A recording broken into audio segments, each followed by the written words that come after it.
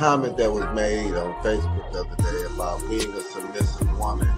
They were saying that a submissive woman controls her man, and I agree with that.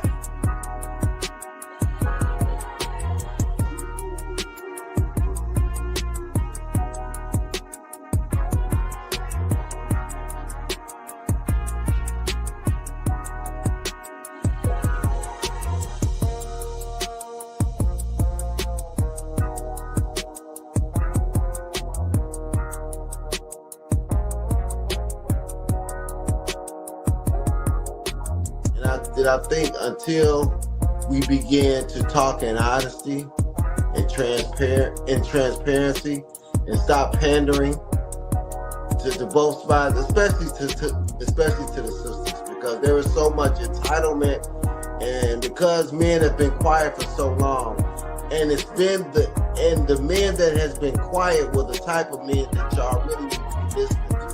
The men that doing the most talking ain't the ones, they don't have nothing to say anyway.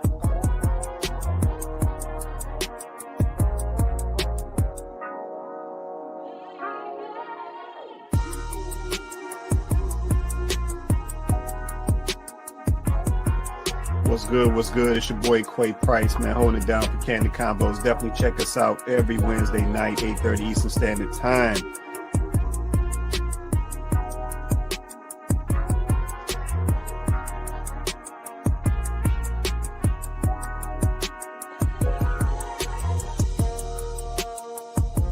People today, they lazy. Ain't nobody trying to put in no work. If stuff start getting a little rough in the relationship or in the marriage, ain't nobody trying to fix nothing. Like, I mean, that's how people's mindsets are today. Yeah, but that's how I know that folks don't truly understand what marriage was about, because they tap out way too easy. Yeah, you see people fight harder for a job, like they can't go get another one of them in 2 weeks.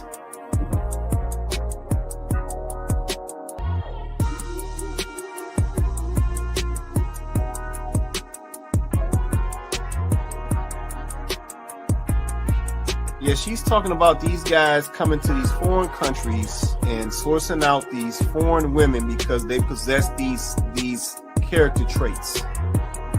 Yep, they're more cooperative when it comes to a man, or they're more cooperative when it comes to a marriage and a relationship.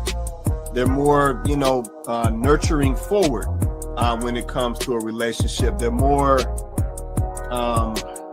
I don't even want to use the word soft, but I'll use the word soft. They're softer when it comes to, these relationships and interactions with men and so forth. And like I said, we definitely got to be honest. We see a difference, right? We see a difference. And I think, Chloe and Tay made some good points earlier. A lot of this stuff is based around money over here in the West.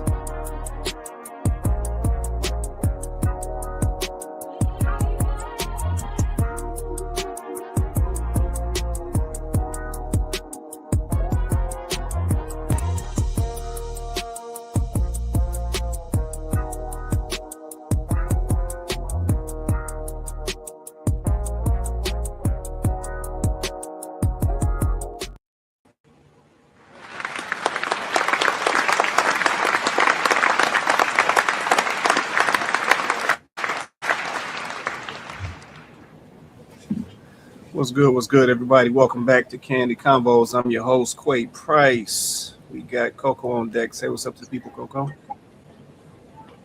Hi, everybody. Welcome back to the show. Man, welcome back.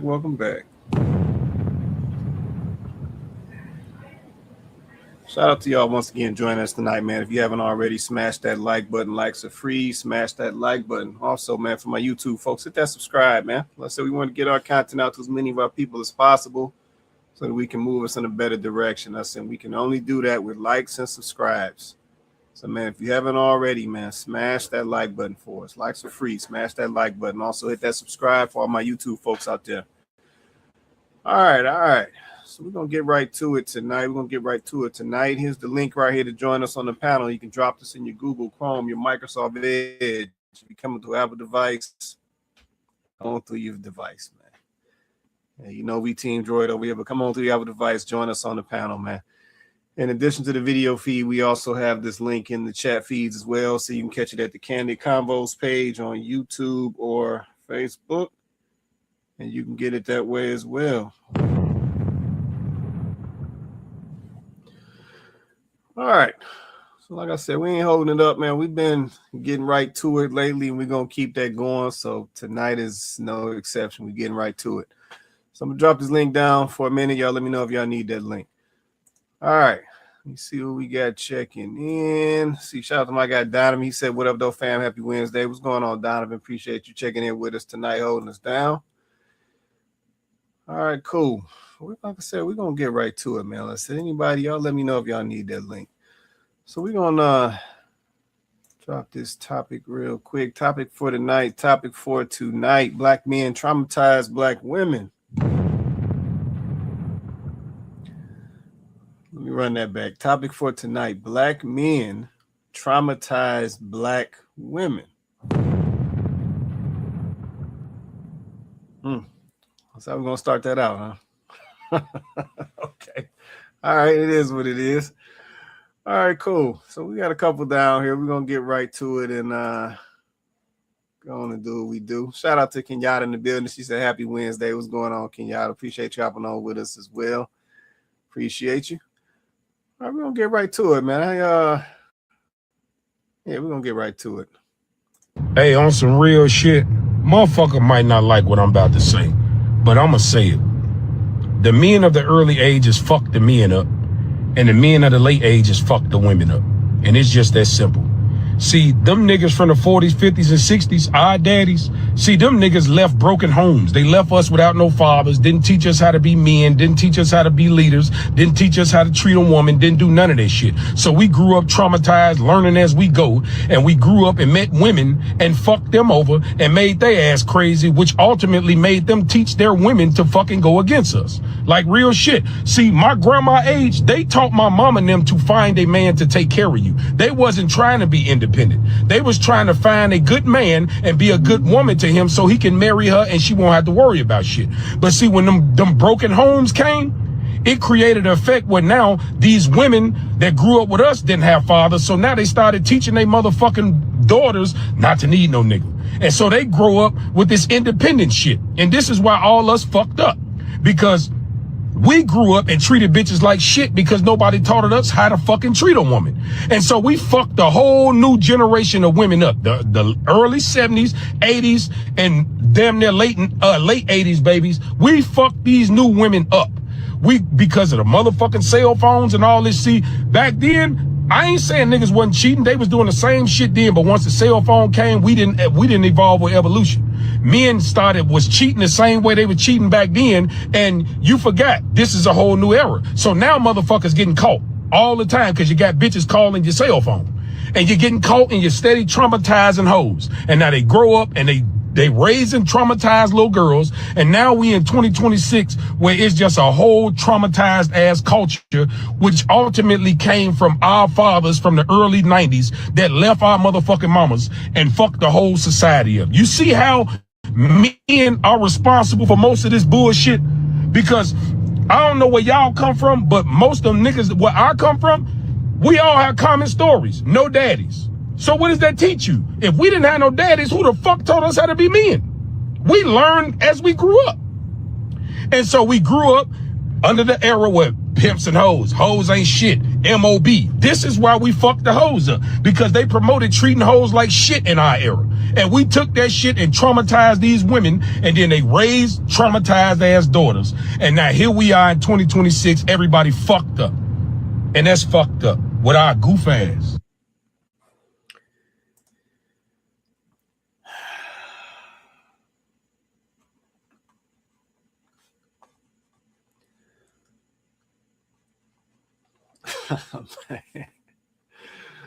All right, man. So tonight we talking black men traumatize black women. So first and foremost, shout out to Mac Mall. I ain't seen him in a minute. I ain't seen Mac Mall in a minute. But shout out to him. Like I said, he dropped some interesting content. Yeah, I don't know what happened to Mac Mall, but it looks like he must be popping back up. But shout out to him for the video. Let me get some of these comments. Then I'm coming. I'm coming right back to the panel. See, Donovan said, I believe the unteaching stemmed from fear of being exposed for not knowing. Huh. Okay, I see how you maneuvered that one. Let's see. Shout out to my guy Civil in the building. He said, "Happy Wednesday, everyone." What's going on, Civil? Appreciate you hopping on with us tonight, man. Civil also said, "So we start an episode like that." Yeah. He. I guess I should have gave y'all the disclaimer. And I said Mac Mall can get a little. Yeah, he can get a little interesting, but yeah. So he's saying that the men traumatized the women. He gave the play-by-play with took it back to the root. And he says this was the brothers doing this from back in the 40s and 50s and coming up. So the fathers prior were the ones who messed all of this up. So that's what he's saying. So y'all drop a comment. Let me know what y'all thoughts is on that. Do y'all agree with Mac Mall? Do you not? Yeah, interesting video. I don't know, Coco. What you any feelings on that? Do I need to go back and take that piece by piece? I mean, we may have to tap back in, but I will say this, this isn't the first time that I've heard another man say that the older generation of men, are the main perpetrators of the issues that we have. Like, they caused it. They started the chain reaction. And some will even say they are solely responsible. And at least for the first time, he's the first one that I feel has actually tried to explain why he's saying that. I've just heard it kind of dropped and then they let it lay. But at least he tried to explain. And basically he's saying that our fathers, is that what he's saying? Is he saying our fathers, or he's saying our fathers and our fathers' fathers? Yeah, so basically he's saying our grandfathers was leaving their wives, or basically creating broken homes, leaving their ladies after they was creating babies. And that's what started this domino effect. I guess we have to, I don't know how old he is. So I don't know what generation he's a part of, but the generation I'm a part of, I'm an older millennial. Our grandfathers weren't leaving their wives. So he must be the generation after us. Because what's that Z? I don't know, but because the grandfathers that we had, they weren't leaving their wives. Now, if you start saying our fathers were doing that, then, maybe, possibly. But I don't know. I'm gonna be honest. I'll let you as a man speak to this. I'm gonna be honest, y'all. I'm just tired. I got a little bit of fatigue with all of it, to be honest. Like, I've been asking men to take accountability for the part that they played, and at least finally he's willing to come to the table and say that men have to take accountability for how we got here, because it's not solely on the backs of women. And I've been saying for a long time that the way you treat women out here in the streets, you can't hoe around with women. And then when they become hoes, you go, oh, I don't want to touch that. I don't want to wife that. I don't want to be with that. Like, that is trauma. And you don't want to be a part of the solution now that you've been a part of the problem all this time. You've been a part of the problem, but you want to run and get yourself together and, level up and heal. And now you don't want to have nothing to do with the women that you traumatized along the way while you were still a mess. Now those women are not good enough. And I've been complaining about this and calling y'all out about this for a while now. So at least finally another Black man is saying, yeah, we've been out here traumatizing chicks. We've been doing that. We did that because it's true. It's absolutely true. So I'll give him that. It's good to see a man actually own that and say that and stop putting all the blame on women. But I would have, I don't know, but the whole idea of saying it's our grandparents' fault, I guess the only thing I would say to that is I'm sure there are things that they did in their generations that contributed to where we are. So I'm not going to say I don't see that as a real issue or a part of the equation. But I think, I would just say this. When are y'all going to do something different though? Because we can't keep putting the blame on previous generations and talking about what they did do wrong, what they didn't do. We can't keep doing that, placing blame, passing the buck, but then we actually don't want to come up with a solution. Okay, so man, now that you understand that this is the problem, what are you going to do about it? What's your solution? How do you fix it? Okay, you see this is an issue, so what do you do? What's the solution, right? We so smart. We're a smart generation. We're evolved. We're so much more emotionally intelligent and mature. So emotionally aware. So what are we going to do about it? Well, valid question. I will say this. Like I said, shout out to Mac Mall once again, for the video. But I feel like I gotta say this too as a caveat. You gotta speak for yourself.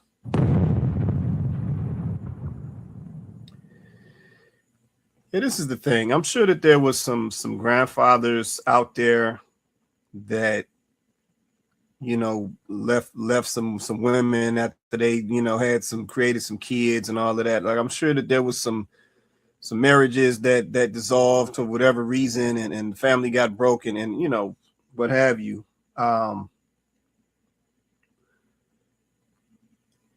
But I listening to him speak about this, I think that he is speaking from essentially his experience or his demographic. Yeah, but I think in these particular conversations, I think context is very important. Let me get this comment, then I'll come back to it. Shout out to my guy Vince in the building. He said, definitely fathers in my generation. A lot of them were vets, drug addicts, alcoholics, and criminals. Yeah, no, I said there was definitely some challenges mixed up in there. So I'm not going to even front like it wasn't. We know drugs was running rampant. You know what I'm saying? We know we had some activities going on as far as, things that would be classified as criminal activities. I said, we know we had some alcoholism going on in there as well. Right, because at the end of the day, you had some folks that had low points, you know what I'm saying, and that was how they was trying to cope with it. But at the end of the day, I think that exists in all generations. I don't think that has anything to do with our grandparents and direct fathers and mothers and all of that. That's in every generation. The young folks doing that right now, like they drug addicts right now. It's lean and it's Percocet and anything else. Like so. That's in every generation. And this also weed said most of my uncle. Yeah. I'm sorry. Weed as well. And the weed that they don't want to, they want to act like because it's legalized, it's not a drug, it's not addictive, but they are very much addicted to that.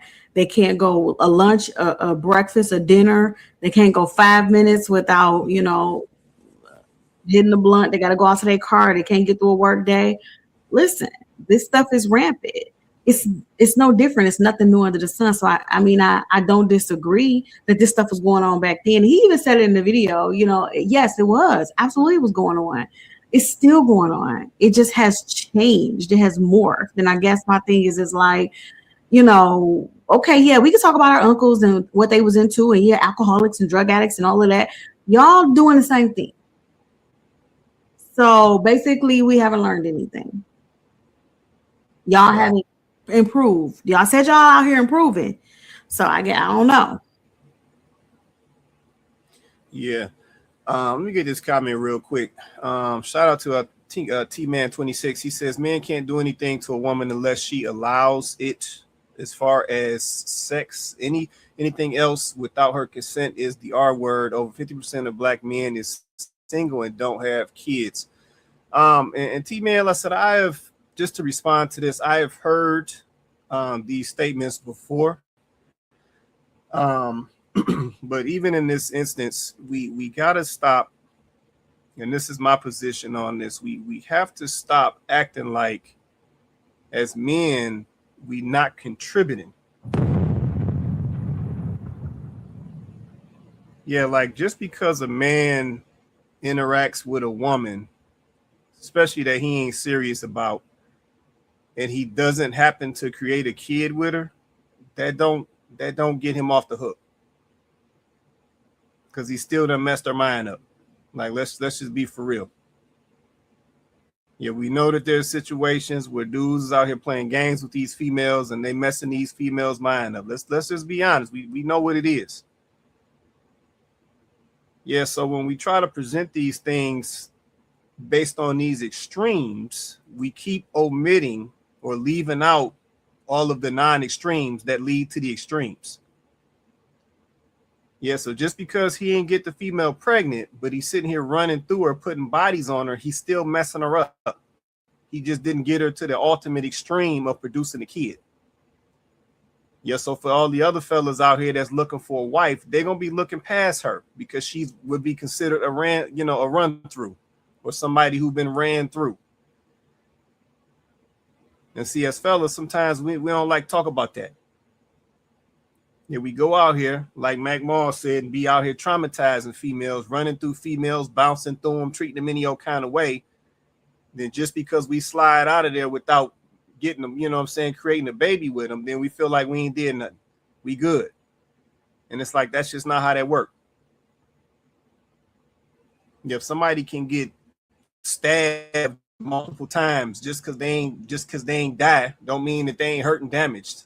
Like we got, as men, we got to stop doing that. Yeah, we love running to these stats. Yeah, the other one, over 50% of black men is single and don't have kids. Yeah, but how many out of that 50% been running through chicks though? Causing trauma. Like let's talk about that. I know they didn't get to, once again, I know they didn't get to the ultimate point of creating the kids, but how many of them 50% of dudes who out here single and childless is out here running through chicks, damaging chicks? Like, let's just be honest. But see, we don't like to touch that side of the stat though. Yeah, we only want to use the extremes, and I think as men, that's the part that we gotta come up off of that. Yeah, we gotta stop acting like we innocent out here. And I'm gonna be honest with you. I just listened to Mac Mall do this video just based on how he talks and what he was saying. I know he was out here running through chicks. Yep, I already know he was running through chicks.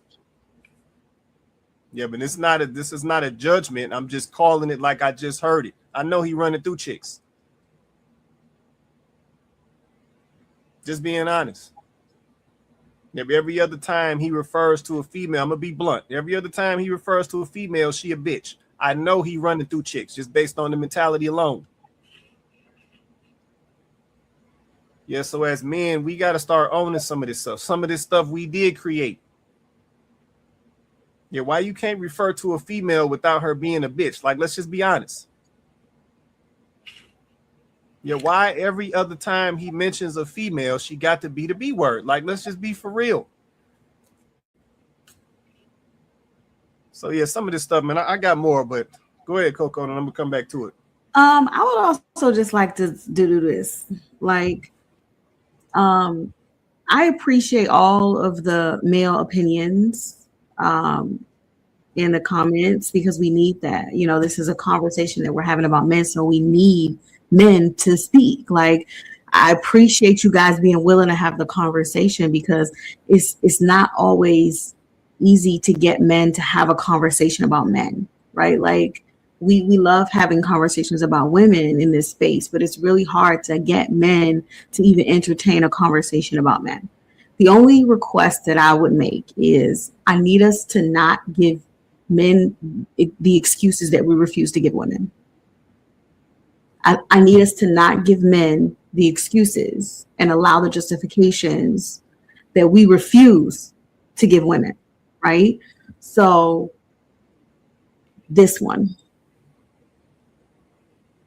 like this.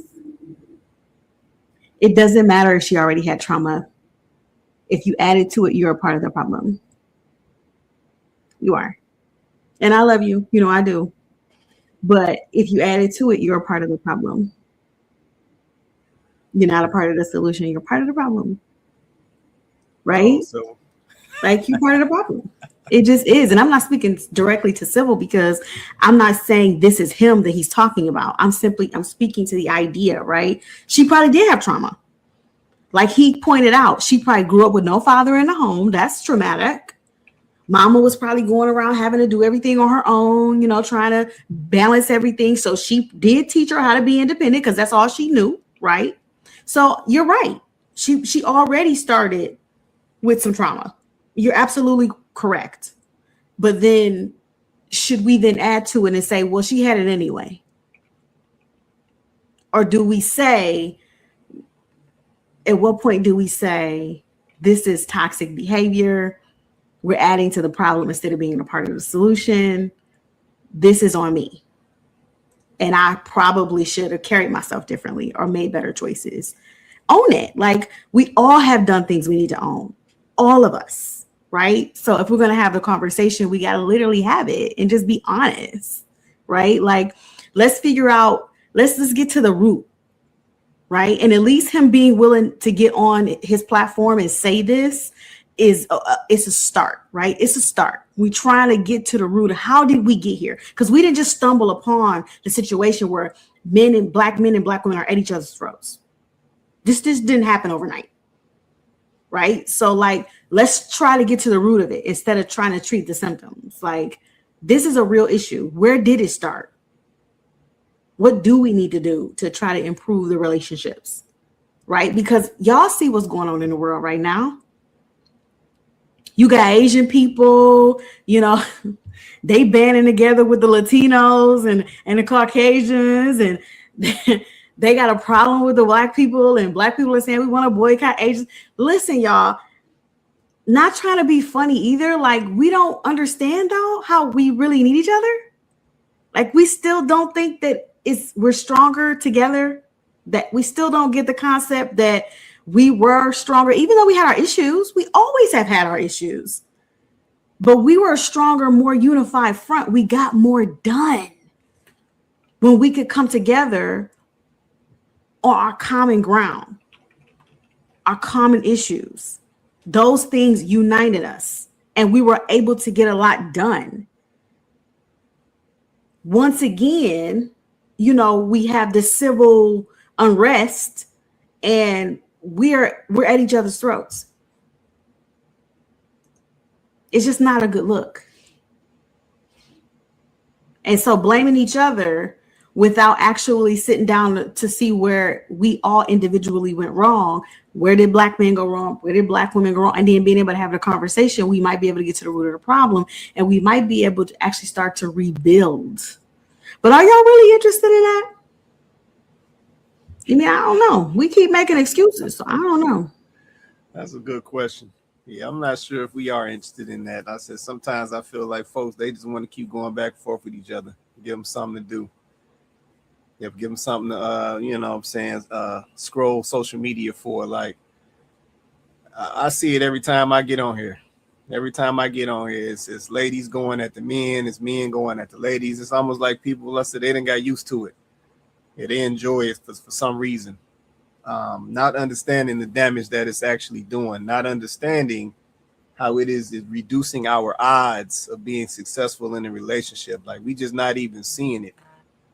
So yeah, I don't know. To answer your question, I'm not sure if, if folks actually want to solve this thing and get it fixed. But let me slide back to what Mac Moore was saying in his video. He was saying that, the grandmas back then was teaching the mamas to go out and find a man to take care of them, so they ain't have to worry about nothing. And I think that was going on. I think the grandmas, they was telling the mamas, hey, go find you somebody to get married, take care of you. Y'all do a little family thing and do what y'all do. But I think even in that process, something changed. Yep, something changed, and we see it today as well. In 2026, you know, going off what Mac Mall was saying, you know what I'm saying? A lot of the young ladies are still looking for a man to take care of them. But at the same time, their response has changed. It's not, or no longer, or it does not seem that they want to take care of a man now.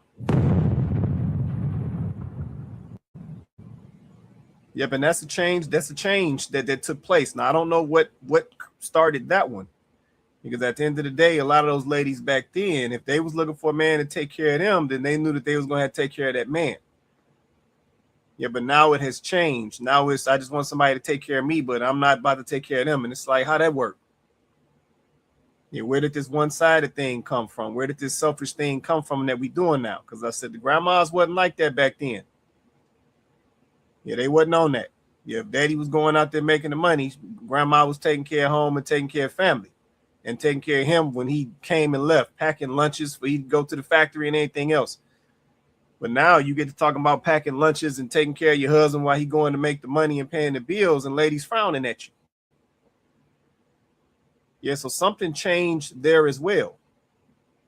Yeah, did that change because there was a reduction in fathers? I don't know. Did that change because there was a change in the mindset of the mothers?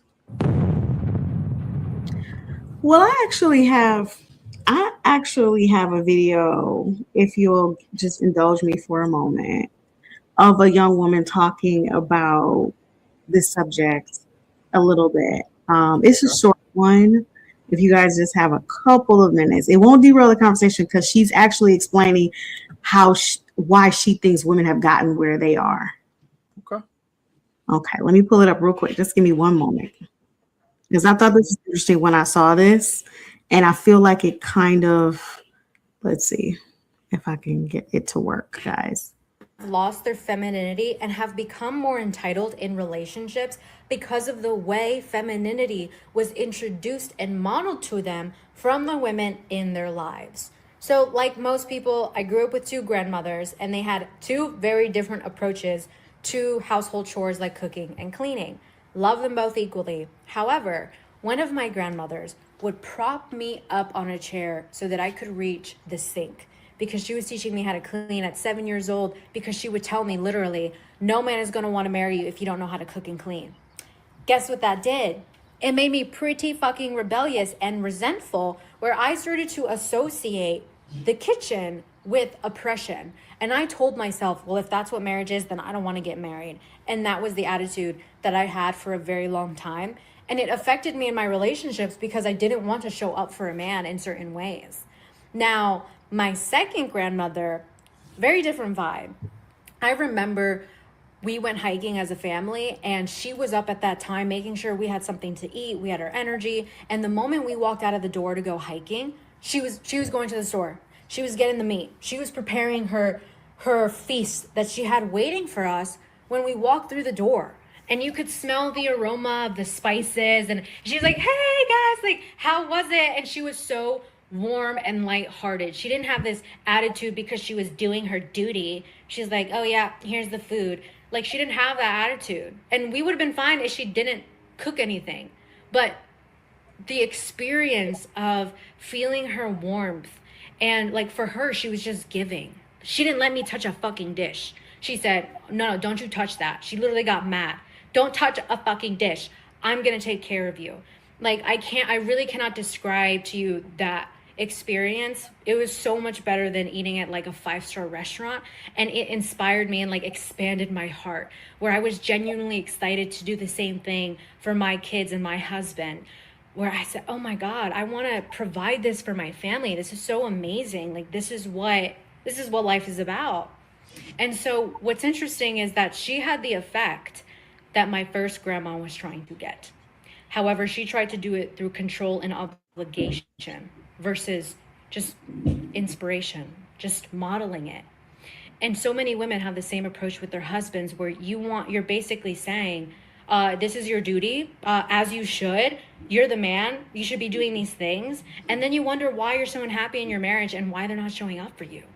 No one wants to show up for women like that, and men for that matter. But In this instance, like, if I didn't want to do it, why the fuck would I expect a man to want to show up for me when I'm acting entitled?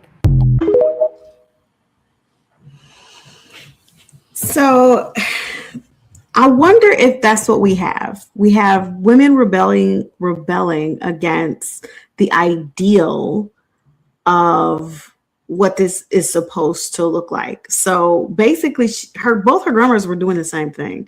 It's just one decided to lead by example, the other one decided to just talk her through it. But basically, at the end of the day, they were doing the same thing.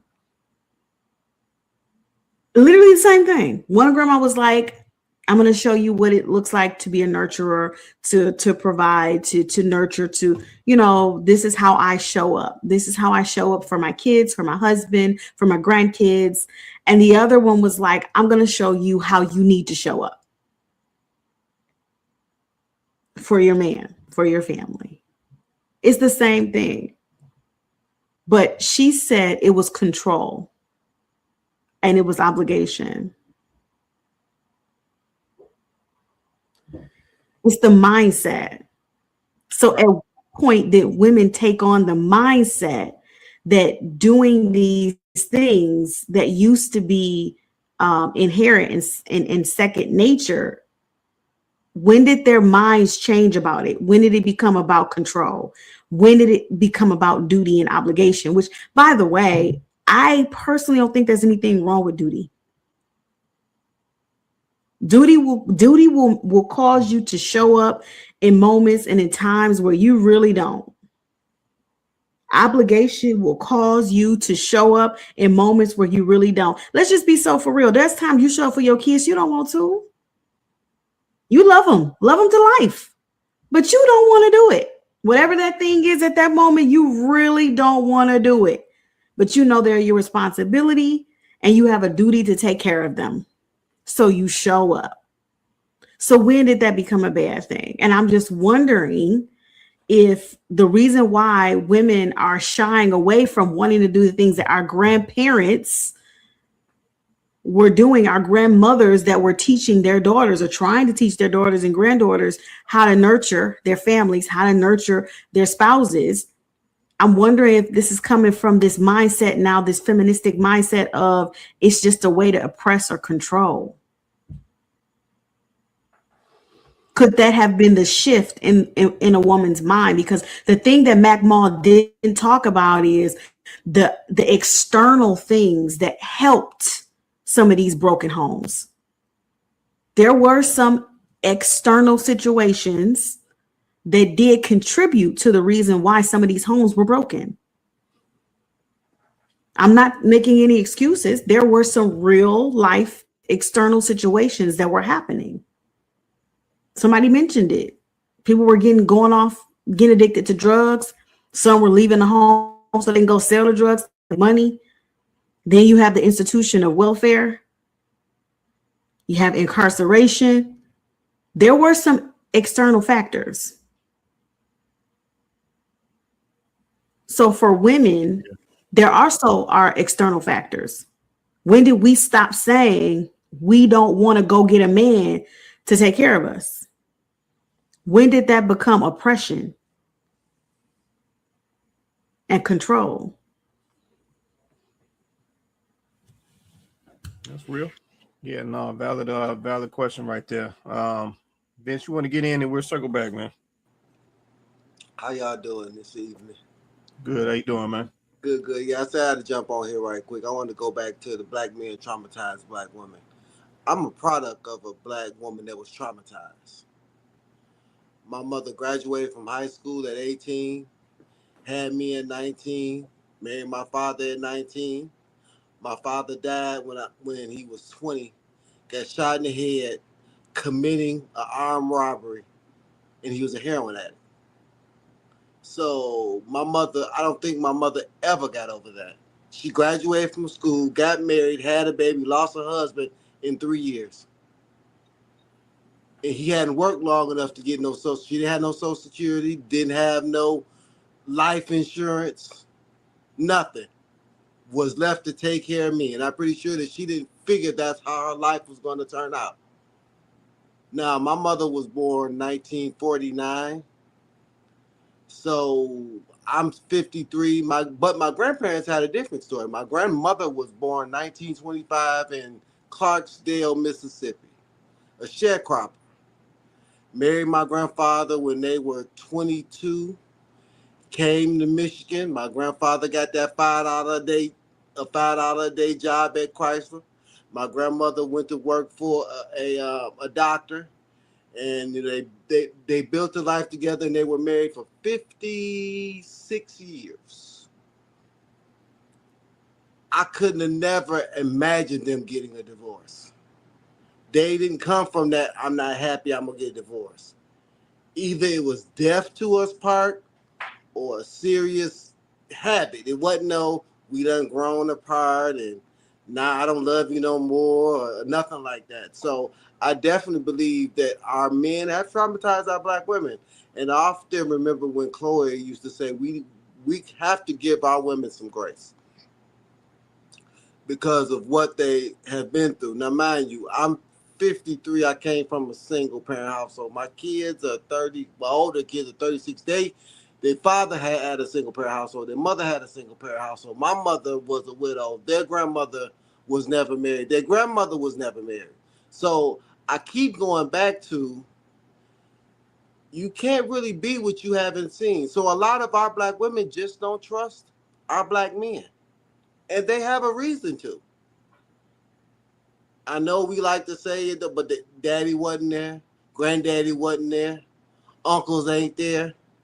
You know, at least the men of my generation, we did have our grandparents and our grandfathers who taught us as men how to take care of things. Like I look at these teenage boys now, they don't know how to do nothing. They can't change a tire. They can't paint a room. All they can do is play PlayStation and wear them crazy hairstyles.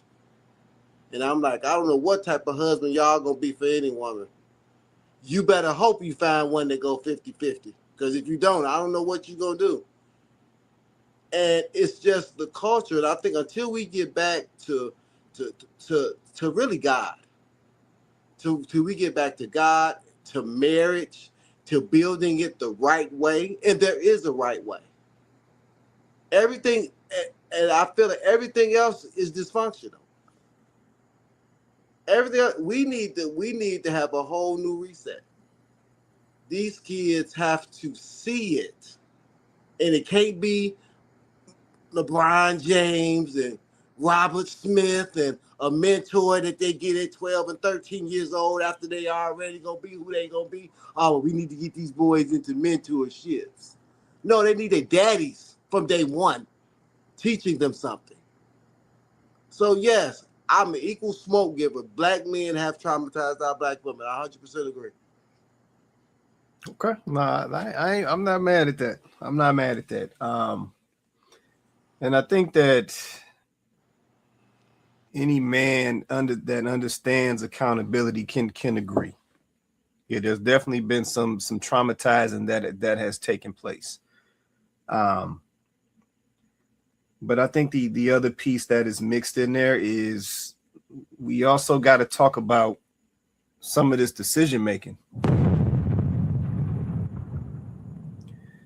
Yeah, some of this traumatizing that took place, or some of this trauma that took place, a lot of this stuff came from bad decision making. Yeah, because my problem with some of this stuff is, unless I'm referencing, you know what I'm saying, the video with Mac Mall. My problem with some of this stuff is, because I'm just listening to Mac Mall. Mac Mall got to probably either be in his late 40s, early 50s. He's somewhere in there. Somewhere in the mid to late 40s, early 50s, somewhere in there. At some point, regardless of what your foundation was, you've seen something better at some point. And we got to be honest about that. Yeah, you've seen something better at some point. You've seen somebody else around you that, let's just say, had a father, mother, had a marriage in the family, and you was like, man, I like how they rolling. If it was a grandparent, an uncle and an aunt, like you saw something. Yeah, but sometimes my issue is with some of these situations, we choose to act like we don't know better, or we choose to act like we can't make a better decision. Yep, and I think that's a problem. Yeah, because at the end of the day, everybody don't get no golden spoon start. Like, let's just be honest. Yep, some of the most successful folks out here, they didn't come from no golden spoon. Like they was out here struggling, and that was their start. Yeah, but at some point they made a different decision to do something else, and it turned into what they took it to. Yeah, so sometimes I take issue with that. I can't keep. I appreciate the context because we need the context, but I can't keep acting like majority of these situations is just because of a decision that's a granddaddy was making back when he was coming through. I can't do that. Yep, because at the end of the day, some of the stuff that we deciding to do, I know we know better. Yeah, we in 2026. Folks is still laying down with folks with no type of condom on. How you don't know no better in 2026? Like, let's just be for real. I don't care what was going on with your granddaddy. I don't care what was going on with your great granddaddy.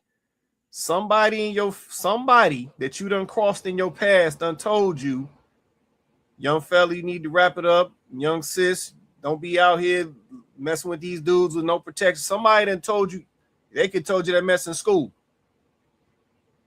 But yet folks is still going and laying with all the HIV, the ticks, the COVIDs, everything. Folks is still going and laying down with folks with no condom on, no commitment, and having whole babies.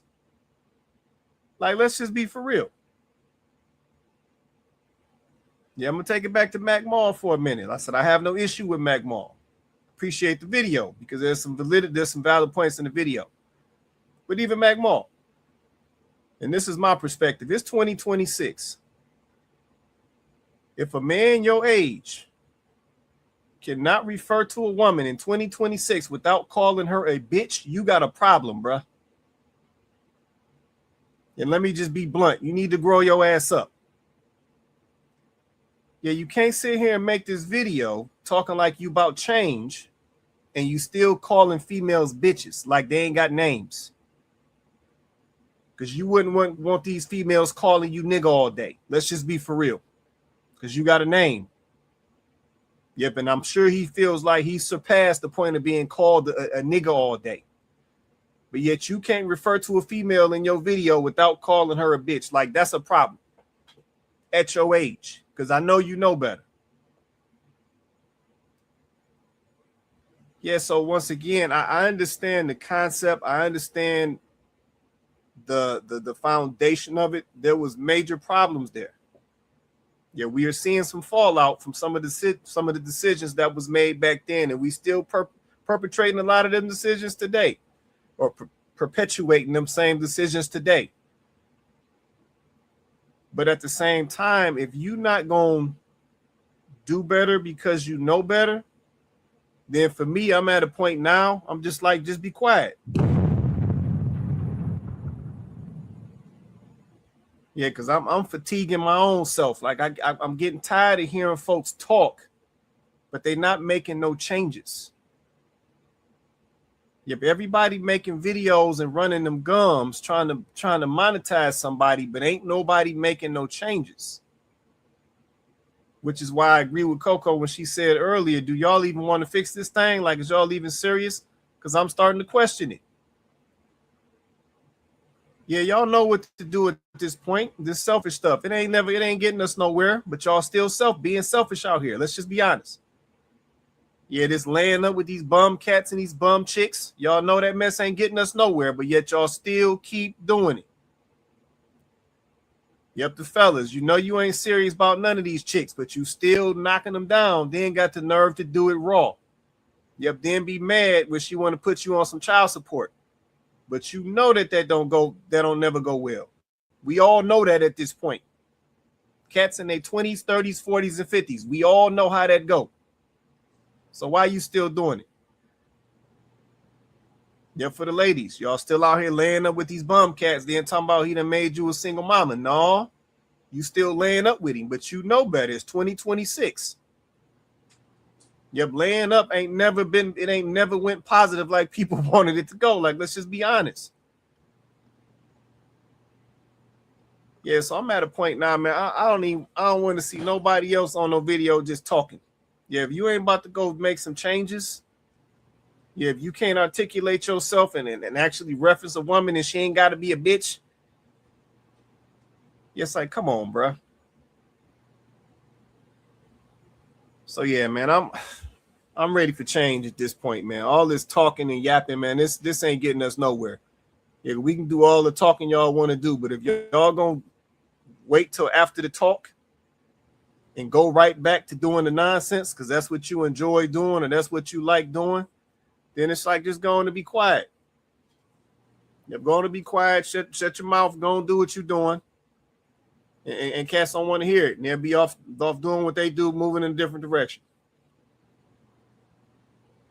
So yeah, man, y'all done got me hot, man. I wasn't even trying to do all that, man, but we gotta be real about this stuff, man. Yeah, but then this be my other thing. Then I'm gonna be quiet. This be my other thing. It really be pissing me off when it be grown cats. Yeah, Mac Mall, he ain't no young fella. He ain't no young fella. You can put the dye on it. You can shave it, do whatever you want to do. Put your fibers on, whatever you want to do. But at your age, if you still talking like one of these little YNs, it's like, come on, bro. You supposed to be setting the example. Yeah, you supposed to be setting the example. Yeah, if you calling yourself coming on here telling these young fellas, hey, man, this was on us. We got to hold ourselves accountable. You know how you got to do that, bro. You know how you got to articulate that. Yeah, you just said y'all had to learn as y'all go. So now you got the opportunity to give some, you know what I'm saying, put some knowledge on these young fellas, and you can't do it without calling the female to be the whole time. What you think they're going to absorb from what you putting in front of them, OG? Yeah, it's like, come on, man. But you know what it is too, Quay? Go ahead. I don't think people want to change. I just think they want to feel better. I just think they want to feel better. Yeah. They don't want to cure the cancer. They just want some medicine so their back will stop hurting. Right. Because with all the stuff going on now, and I don't want to make it too particular. I'll make it particular on one item. These team takeovers. Let something happen to one of them teenagers down there. Accident. Anything happen. Then they'll get on TV about, he was a good boy. He had a 3.7 GPA. I don't know why he had an AR-15 in his pocket.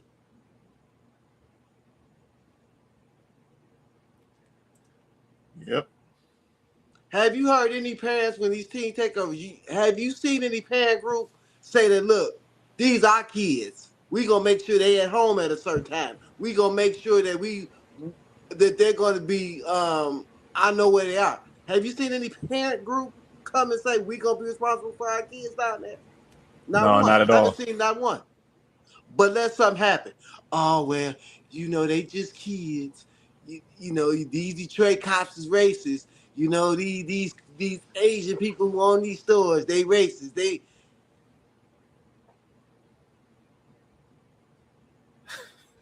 But we ain't gonna talk about your son had a gun, or your other son took a knife to a track meet. Yeah, you know how that go. Or your 13-year-old was downtown lollygagging.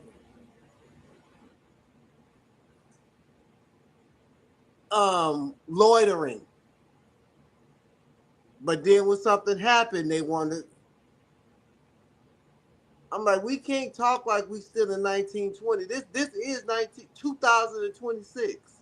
Come on now. When are we going to take some responsibility for our own people? When are we going to say, you know what? You know, if you make certain decisions, yeah, you put in your life, yeah, you are. You are. I live in Farmington Hills, and I know if I get stopped by the police, hands on the wheel, 2 and 10. Wait until they come to the window. What you need, officer? Well, what you stopping me for? I pay taxes out here like everybody else. I ain't dealing with all that. If I was speeding, give me my ticket and let me go. But we don't want to, we don't want to take accountability for our actions, because my friend asked me the other day, Vince, what was your come to Jesus moment? What do you, and I don't know if y'all told you, I got stopped on a DUI. I don't know if I told this story before. You did. I think you did, yeah. Punk ass DUI. I was coming from Duo on a good Thursday. Had a couple. I didn't eat. I live in Dearborn at the time. So that is what it is. So turn on my street. I get flicked. What's going on? Sir, you swerved while you was making that turn. Did I? Yeah. Have you been drinking? Well, yes, sir. I had a couple of drinks. I need you to step out the car and take a sobriety test. Well, I ain't taking the sobriety test. Well, sir, he was so nice too. So nice. He said, well, sir, if you don't take the test, then we'll have to take you down and we'll have to impound the car. I mean, if you're good. So, long story short, I failed the test. I blew a .008. I think the legal limit was .009, something like that. So I'm laying there in that Dearborn jail on the floor. About 12 o'clock, I know I'm going to be here all night. And so most people will say, well, man, them cops could let you go, man. Now, mind you, I had turned on my street. I was 5 blocks away from my house. I said, well, sir, can't I just leave my car here and just walk home? Well, no, I can't let you do that. We know you're legally intoxicated. I said, I blew a .008. Well, sir, that's the legal limit. So I'm laying there on the floor in Dearborn, and I'm like, I got to stop. I got to just do things the right way.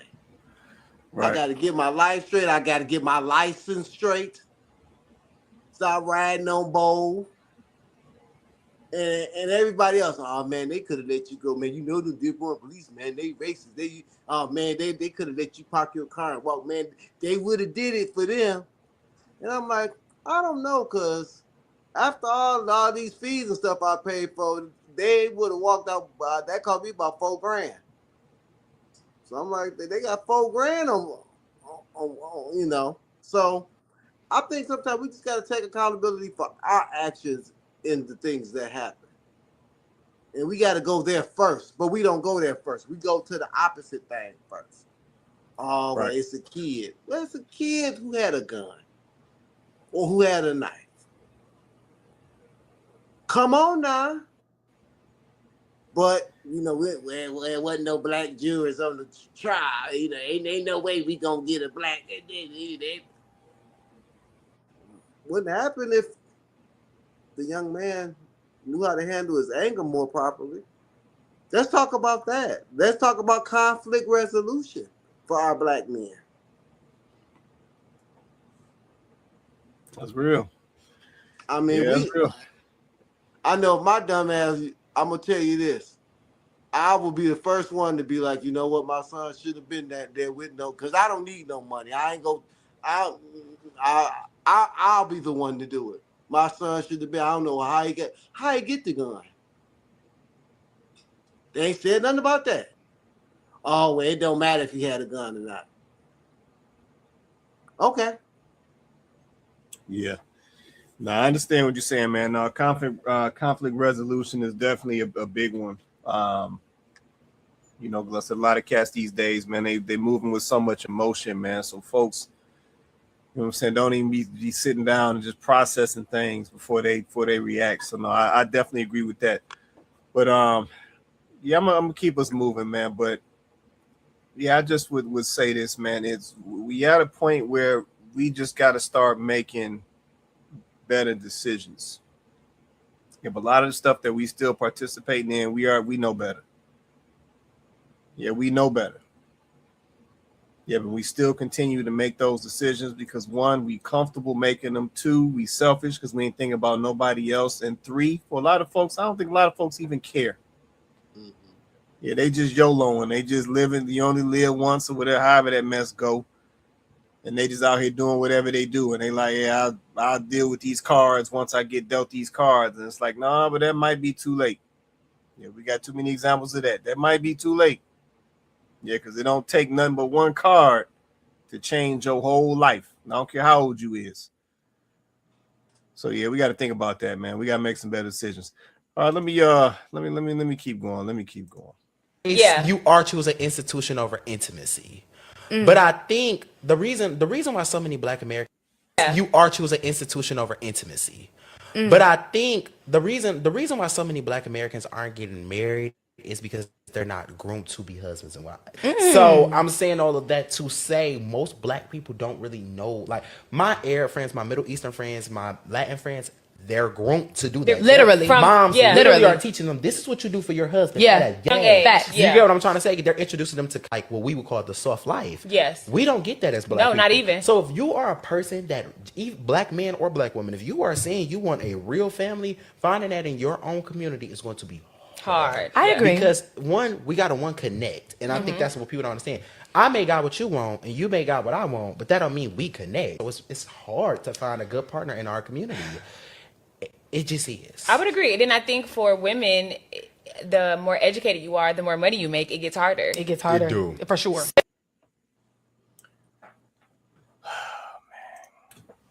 Can somebody tell me why I get hurt? Man, we probably done heard the same thing. You know what? I agree with it. I agree with it, Coco. I will tell you why. Because as you get more education and you get more money, you get more of what the men that you want really don't care about. So it does get harder. That's what I'm saying. It gets harder because then you get older, because you stop looking for a mate when you're 22. You wait till you're 33, 34. Most men who want to get married are already married by then.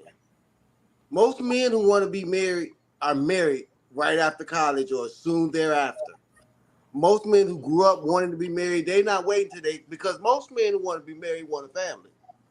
This is my opinion. I'm generalizing. It's my opinion. I think most men who want to get married, they want a family. They want more than one child. They want their own kids, maybe 2 or 3. And they want to start early enough so their wife will be fertile enough to get them a legacy and a family. So it gets harder because then you just like I told you, you got more baggage on the plane. You bringing more baggage on the plane with men too. So I don't know if it's the education piece. I think it's more of life experience, and traumatized life experience, because you wait that long, you bring in extra bad relationships. You got to bring into that. You might have a kid or 2, or So I think it does. I think it's easier when you're starting from the bottom. When you starting with that 1-bedroom house, y'all both working, y'all can share one car. You ain't got all these standards of, if I can pay this car note, he gonna have to pay this car note or more. So I think it's a little easier when you're younger for a woman. Yeah, no, I hear that. I mean, I don't disagree. I'm sorry. I don't disagree. I just think we need to be honest about why. And you already touched on some of the reasons, but I think that we, as women, we need to be honest. Like we just finished calling men to the mat and talking about the accountability that men have to hold, but we have to talk about the accountability that women have to hold. The reason why it's getting harder from the outside looking in, what I am seeing, okay, this is just me speaking to what I am seeing, because I have educated women around me, right? Different levels of education, right? And different types of education, but education nonetheless. And what I'm seeing is the women who feel like they are, educated in the sense that she's speaking of, it changes their view, and you touched on this, Vince, of who they are and what they should get out of life. As far as a relationship, as far as a partner, a better half, a spouse, whatever you want to call it, right? And a lot of times they then believe that because they have received an education, because it has put them in a different category for employment, because let's just call it what it is. It's employment. It's employment. So it's put them in a different category for employment, meaning maybe they have access to jobs and careers that maybe some don't because of their education, which is great. But then they start to feel like their counterparts, their male counterparts, are no longer on their level. Because if they don't feel like they're educated in the same way, if they're not educated in the same way that I have been educated, then I'm a level above them, or I did better than they did. I'm doing better. Now we can look at the stats and we can see that in general, across the board, on average, men are still out earning women. Not saying that women haven't made strides, not saying that women haven't, you know what I'm saying, made improvement, aren't making progress, because that all of that is true. But on average, men are still out earning women. But for some reason, because women are educated and they now have access to different types of careers, they're feeling like they have just skyrocketed past men. Now, some have, but not the average. Not the average everyday woman. She has not just skyrocketed past her man. She's still pretty much right there where he's at. And in some cases, because he's a man, he's out earning her. And some of these women are educated too, by the way, because not every educated woman gets the type of career that she really desires, or is even working in the field in which she was educated. So we have to factor that in as well. So my point is, I said all that to say, it's getting harder, not because there isn't a partner out there for you. It's getting harder because of you, Black woman. You're looking down your nose at your male counterpart that is suited for you, that is comparable. He is more than likely your match. But because you feel like you're entitled to something that you may or may not actually be entitled to, this is why it's getting harder. Because listen, Black men are still getting married. I don't know why y'all talking something. It's hard to buy Black men and it's hard to get people. And in your community, it's hard to get married. No, Black men still getting married. Black men are still getting married. And they are still marrying Black women. They're still marrying Black women. But they're getting married. Say it's hard for you. And then you need to figure out why. Why is it hard for you, Black woman, educated Black woman, to get married? And then you need to figure out what you're doing wrong and then reverse that. I mean, we can't talk about how men have traumatized women without then saying, okay, because the women are in a traumatized state now, the decisions that they're making are having a negative impact on their lives. And then also I want to say one is, I don't think they really want marriage. I think they want a safety net and some convenient penis in the house. Because this is my opinion. Marriage is for certain things. And if you already did those things by yourself, it's like, especially if you don't have a moral or quote unquote Christian reason behind it, like covenant or anything of that nature. If you've had children on your own, that's a big one. It's a big one. Raise your children on your own. You built your life on your own.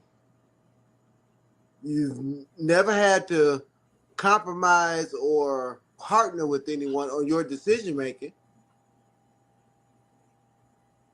And the man that you probably would want has an opinion, has leadership skills that you might not want to listen to. I don't know if, are you seeing these second or third time marriages last like a year? Like somebody get married, then 6 months later they divorce. And they Yeah, it's want to over get quick. married so bad. Oh, I want to get married. I want to have a husband. And then it's over in 6 months. Right. Or a year. I'm like, wow. You want to get married that bad? It ain't last 6 months? But she had been single her whole life with 2 or 3 kids. And now you wait till you're 43 to get married. Yeah, it ain't gonna work. Mm. Yeah, it's not gonna work for most because I said at the end of the day, when you get married at that age, you got to be in the right mindset. Yep, and that's the issue. Mm-hmm. Yep, going back to this video that we just saw, that is always my problem. Yeah, I know the gentleman in the video, and I got my questions about that, but the gentleman in the video, he labeled it as we are not groomed to be married. And the thing is I think sometimes we are, but I think we reject it.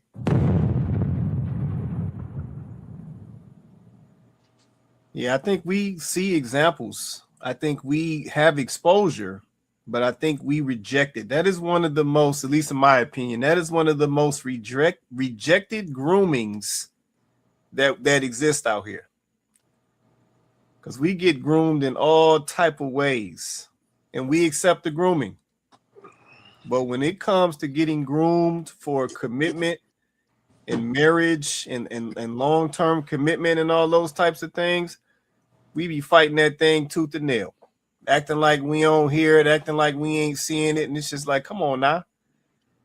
You have some of the stuff that you like in your life. You was groomed to like that. You don't really like that. You have some of the stuff that they have us out here buying and purchasing. Yeah, that mess costs $2 to produce, but they got you paying $680 for it. You think that's because you want to do that, or was that because you was groomed to think that was what you needed to buy? Like, we just don't even understand how much grooming we take in on a daily basis. But for some reason, we resist the grooming of basically being married. But I'll say this, Quay. Go ahead. I live around a very diverse. My neighborhood is very diverse. There is a difference. My Indian neighbors, their families are different. They have a baby. The mother-in-law's coming for a week. The father-in-law coming for a week. They got cars all up and down the street. My neighbor on the other side of me is 7 or 8 of them. All of them are married. All of them got the same bio. They went to school. They met their husband in college. They got married about 26, 29. Now they own 3, 4 kids. They are groomed for marriage. These kids are not groomed for marriage because, just like I always say, it's hard to be what you have not seen. And I always say, I think that even me personally, I wanted to get married because I seen my grandparents. And I seen them intimately. It wasn't something that I seen at church or the teacher at school was married. It was something I seen intimately and that I wanted for my life. And I don't think if I didn't have my grandparents, I don't know if I would have that same view because I told you I was raised by a single mother. She never married. I seen one boyfriend my whole life. So I never really had a father figure, didn't have a stepfather. I'm 53. Two of my friends came from 2-parent households in 53 years of friendships. 2. I'm talking about hundreds of best friends. Their daddy was gone. Their daddy was around the block.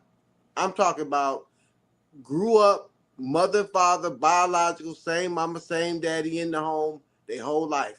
2 friends. and I met them in college.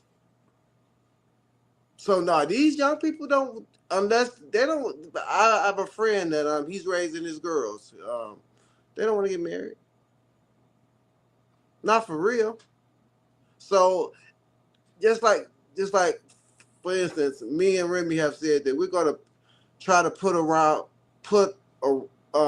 people around our kids that are like-minded like us. They go to a school. It's 9 kids. 8 of them are married. Black. They don't have a bunch of, and I hate to that might, no, I want my child to be raised in something that she can relate to. It's something that she inspired to. I want her about a whole bunch of ghetto, a whole bunch of mess. And I'm not saying that because I come from a single mother. I understand that.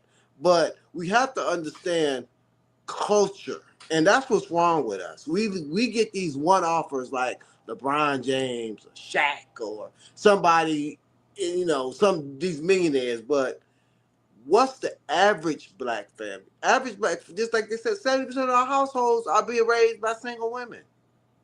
Why would they want to get married? How are these men going to be husbands when they haven't had a father? They learn on their own. They haven't had a foundation.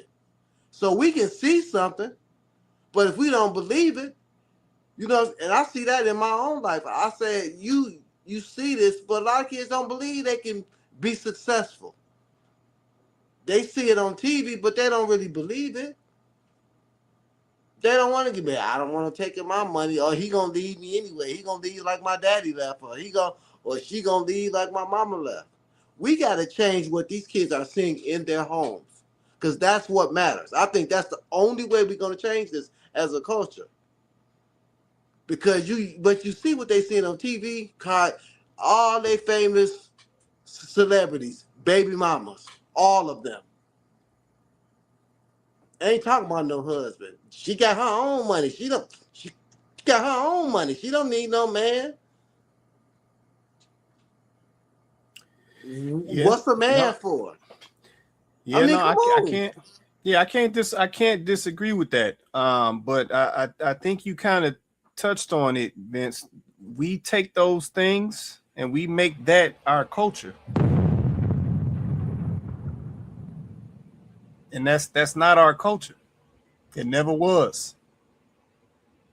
Yeah, Cardi B ain't never been our culture, but for some reason that's what we want to make culture. And that's why I said for me, man, a lot of this is picking and choosing. We picking and choosing what we want to do. Yeah, we picking and choosing, even though we see all of these different examples of things or ways that we can go, we picking and choosing the ways that we want to go. Yeah, we see the married folks. It ain't got to be no celebrity. They stay 2 doors over from you. But you don't want to follow their lead, though. You want to follow Cardi and Sexy Red. That's the lead you want to follow because that's exciting to you. You know what I'm saying? That tickle your fancy. You don't want to follow Miss Johnson. That's 2 doors over. Where Mr. Johnson going out there cutting grass, and he was the one helping you get your car started the other day when you couldn't get your car started. You don't want to follow them. Because see, at the end of the day, that comes with some responsibility. Yeah, but you know that Miss Johnson and Mr. Johnson situation come with some accountability. See, you don't want to do that. Yeah, you want to just sit here and follow Cardi and watch her, you know what I'm saying, bounce through these dudes and end up with these babies and be out here at Five Below acting like she ain't never been in a Five Below before. Like, that's the stuff that y'all want to lock on to. That's what y'all call culture. Yeah, so that's part of it right there, man. We get the examples all the time. Now, don't get me wrong. I'm not saying that it's exactly like every other culture. I'm not saying that. Yeah, because our upbringing and our creation was not like every other culture. So I'm not saying that. But we get the examples. Yeah, we see the folks out here that's doing it right, but we just choose not to emulate what they're doing. Yeah, Vince, the point that you made about folks feeling like they, you know what I'm saying, they can't be successful out here. No, they know they can be successful out here. But see, they don't want to be the successful that involve the hard work. They want the rapper successful. They want the stripper successful. Yep, they want the scammer successful because, see, that's quicker. That seems easier. But they ain't thinking about the fact that that can come with a 10 to 15 to life. They're not thinking about the fact that they don't care about the fact that that comes with the baby mama status and no support and this and that. They want to omit that piece. Yeah, but they know they know the doctor. They know the doctor that's done been in college for the last 15 years to get his practice established and this and that, and now he making his $500,000 a year. Yeah, they know him, but they don't want to put that work in. Let's just be honest. Yeah, but they don't want to do that work. So yeah, some of this stuff, once again, man, for me, it's coming back to decisions. Yep, I saw things in my own personal life. I saw cats doing it the hot, fast way. I saw cats doing it the legit way. I chose to do legit because I seen a lot of cats do hot and fast, and now they talking behind some plexiglass to their family on a one-way phone. I ain't want to take that route. Yeah, but I seen cats on the street corner out there, drugged out, doing whatever they was doing. Yeah, they might have had some information. I didn't want to take that route, though. I didn't want to be that guy. So, yeah, man, we a lot of this stuff, like I said, it's decision making. It's the decisions that we making and the stuff that we idolizing. And that's really what's got us messed up. Yeah, that's really what's got us messed up. At the end of the day, most of us understand. And there's stats to back it. Yet when you have a committed husband and a committed wife, and they create some children within a committed relationship or marriage, those are typically the children with the best odds. We already know that. Yeah, let's just be for real. We already know that. Yeah, but in these situations, we try to act like we don't, because once again, we know that involves work, and we don't want to put in that work. So yeah, man, let's say some of this stuff I can't give us passes. Let's say because these are decisions. Going back to this video we just saw with the young lady. Yep, y'all on here talking relationships, and one of the first things that come out your mouth is that it's getting harder for you because you more educated than him. If that's how you feel, stop talking about relationships. Yep, you don't want one. Because I'm going to be honest with you. His book education ain't got nothing to do with how successful y'all marriage is going to be. And I don't know how many times I got to say that for y'all to understand it. His book education and your book education is not going to determine how successful your marriage ends up being. Yeah, because at the end of the day, a lot of the successful relationships that we've seen from these grandparents and these older folks, most of them didn't even go to high school. They didn't even come out of high school. They was teenagers and they got put right out in the field. And they started sharecropping right out in the field. And then the next educational opportunity they had was when they came up north to go to the plant. And they might have got sent through a little skilled trades camp or something like that, but that was it. So if you think back, a lot of our grandparents don't even have high school educations. They went straight to work.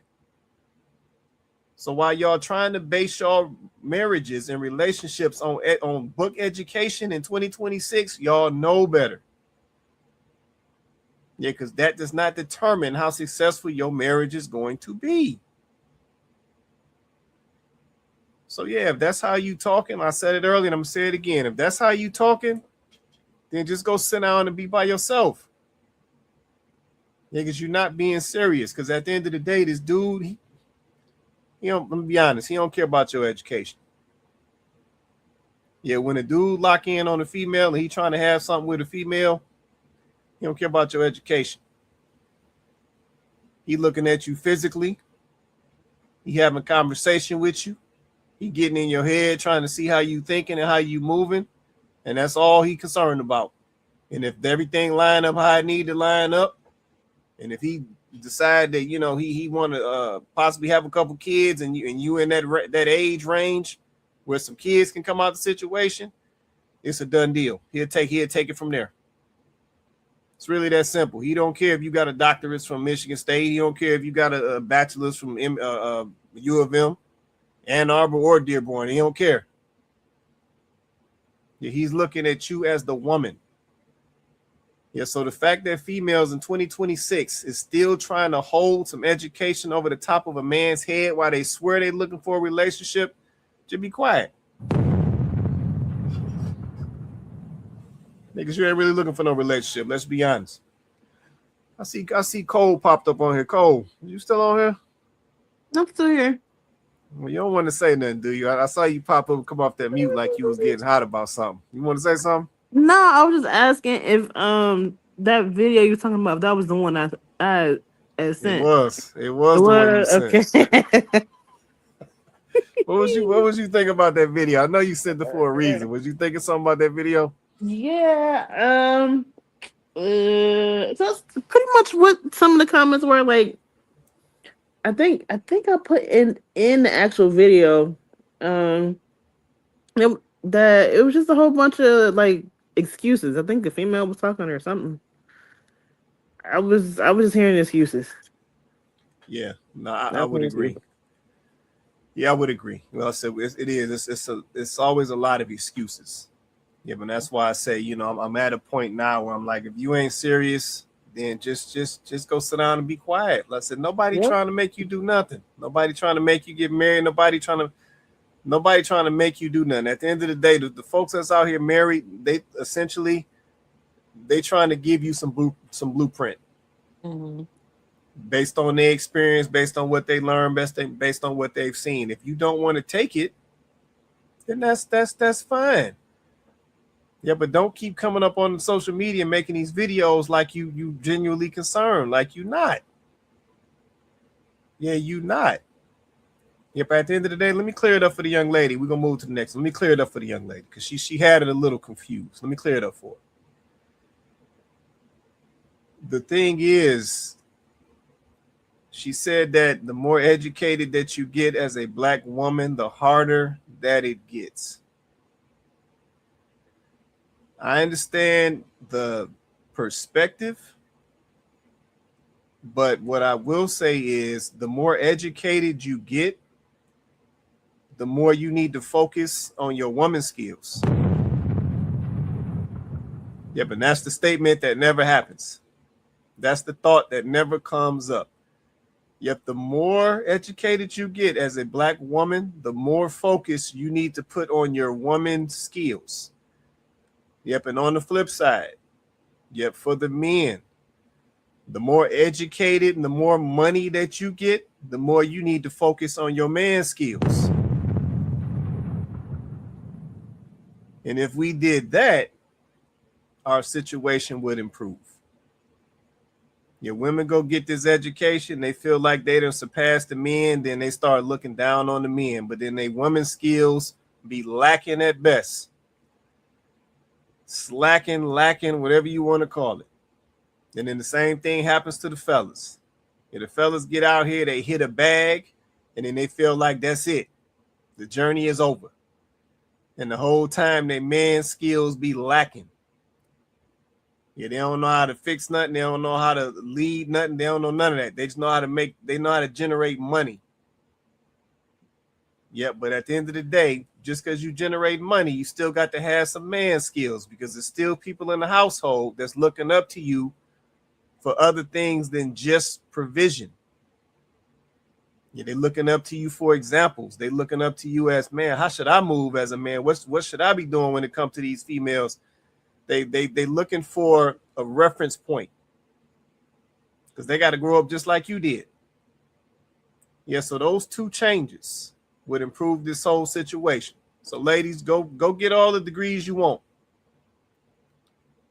Yeah, but if you ain't about to put that same priority into your woman skills, your woman soft skills, then wrap it up. It's going to be hard for you. Yeah, but the same for the fellas. I applaud. Go out here and get y'all bag, fellas. Yep, go get your income streams. Go get it all. Get your properties. Get it all.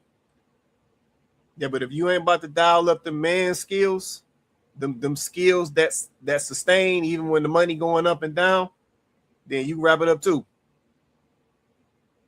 So that's when it get real right there. Go ahead, Coco, and we'll keep moving.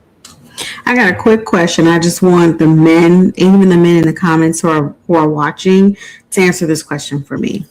Right? Of all the skills, the soft skills that women have, right? Like, what in general is the most important? Like, I know, you guys want her to be a nurturer. It would be nice if she could cook. It would be nice if she did care about keeping a clean environment for yourself and any children you would have with her. But what, I know there are others. And so instead of me just drowning out the whole list, as men, what would you guys say is the top 1 and 2 skill set that you would prioritize in your woman? Go ahead, Vince. You on mute, man. You gotta come off mute. I would say number 1 would be nurturing. Number 1, hands down, is nurturing. Mm-hmm. That's hands down. For a man like me, it would be the 2 would be being my inspiration, being an inspiration, Mm-hmm. being my soft place, being my peace, my helpmate, my inspiration. But nurturing definitely number 1. Mm-hmm. If you nurture a man properly, he'll run through a wall for you. That's what I believe. Mm-hmm. Okay. What about you, Kwai? Yeah, no, I would second that. I think nurturing is the top, and it's the number 1. And the reason I say that is because nurturing encompasses so many things. Mm. It's not just one thing; it encompasses multiple things, right? Yeah, I was also going to say either nice or being unselfish, but even those fall under nurturing. So yeah, it's almost hard to go outside of nurturing. Of course, fellas will say, yeah, he would like a woman who, prioritizes her health and all that. I'm just gonna call that a given, right? But yeah, I think nurturing is at the top because I said for women, it encompasses so many things that's lacking or that we see lacking today. So yeah, that's the one right there. I can't even come outside of that. That's the one. Okay, Joe is saying affection and inspiration. So Vince, you guys said inspiration, and then Civil is saying nurturing and patience. So I asked that because this is something that I have come to realize. And this is why we need to have conversations like this between, men and women. Because women, we don't have a accurate depiction or understanding of what it is that men are actually looking for and what they prioritize in us. This is why we are so quick to want to read off a resume when we're in a man's presence and then take that resume and hold it over his head. Meanwhile, the whole time, the gag is the things that he's most interested in are personality and character traits. Right. Personality and character traits, not your education. And while y'all are over here looking down your nose at cooking and cleaning, men don't even put that at their top. Now, don't get me wrong. I'm not saying they don't want you to be able to cook, but I'm sure they would love to, enjoy a meal that you prepare for them. I'm not saying that. But when you ask a man, and I knew neither one of you guys was going to, or the men in the comments were going to say cooking and cleaning. Because at the end of the day, sure, but they also know that's something you can learn. They might be a man that's like, you know what? I don't care about, meal prep. I don't care about if we eat out, or I don't care. You know what I'm saying? If we have a chef that prepares our meal, I don't necessarily care about that. I'm more so, I have to live with you. I'm supposed to live with you the rest of my life. I want to be with somebody that has the type of character traits, right? What were you saying, Vince? Cooking is a part of nurturing. It is. It does fall under there. So it absolutely does. And it's like, it's funny and I get this point, but women don't really understand what they're saying. It's like people say men want their mothers. They want their mothers in a healthy way. They want, because their mother. Who is your biggest cheerleader? Your mama. You could be His standing there, the characteristics. gun smoking. Your mama gonna say that my mom, he didn't do it, and that's what you really want from you. You want that I'm gonna ride with you regardless type of feel. If you hungry and it's a piece of bread in there, I'm gonna butter that bread. I'm gonna put it in the toaster like your mama would do. Put a little jelly on it, and I'm gonna present it to you because it's not necessarily the meal. It's the service. And I know people are like, well, you. It's like a man who opens your door. It's the same thing. It's a man, you know you can do it, but he gonna, you don't want to pay your car note. I'm gonna pay that car note. You know you can pay it, but he gonna pay it. That make you feel good. You know what I'm saying? So it's not and my wife is a stay-at-home wife. She don't cook every day. Most of the time we go out to eat, especially if my wife might cook at the most 3 times a week out of 7 days, 3 times.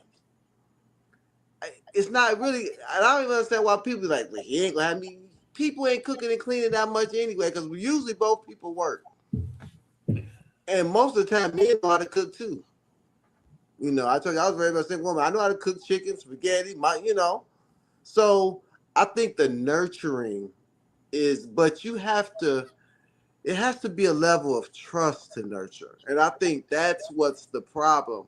I think we can't open up ourselves enough to really be able to trust a man to nurture him, to feel, to serve him in a godly service.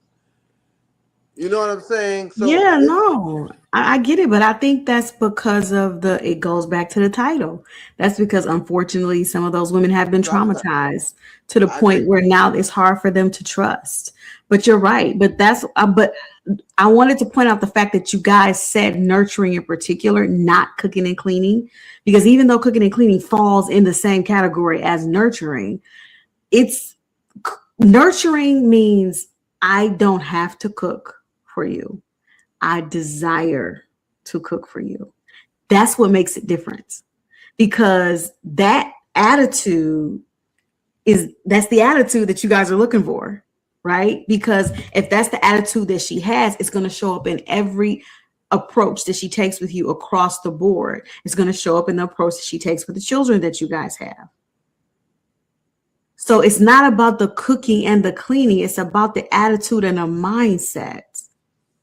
And I think that needs to be the takeaway from a female standpoint. Like, you need to understand that it's not that men are just like hammering for women to cook and clean. If a man does say cook and clean, it's because he's really looking for nurturing from you. He wants you to express your love for him, your desire for him, your respect, right? Your consideration towards him. And doing things like cooking, like cleaning, like wanting him to be in a peaceful environment, wanting to be him, wanting to make a home that is comfortable for him. Those are the type, it shows him how you think of him, what you think of him. And I think that's the plot that unfortunately I think a lot of women are missing. So like Joe said, you can have let me make sure that was you, right, Joe? Yeah, she can have the cooking and the cleaning without the nurturing. It's not the same. Y'all don't want that. Y'all just get a maid for that. That's why some men be like, oh, I'll just get a housekeeper. I get a maid or somebody to do that.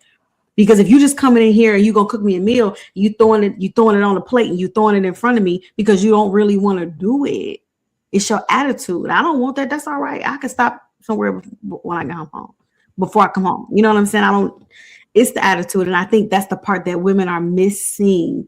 Like, y'all are coming into these situations with the wrong attitude, with the wrong mindset. And that's another reason why it's turning me off. Let me say this real quick. Let me say this real quick for the ladies out here. Let me put y'all up on some game real fast. To the ladies that's watching right now and that will watch, do y'all realize, because I don't think y'all do y'all realize what y'all can get up out of a man if y'all just moved right. I mean, I'm just trying to give y'all a little game real fast. Do y'all realize? And I'm not talking about that old slick mess. I'm not talking about that manipulation stuff. I'm not talking about trying to get this man for his money. I'm not talking about that nonsense that I see on social media. I'm just talking about as a woman.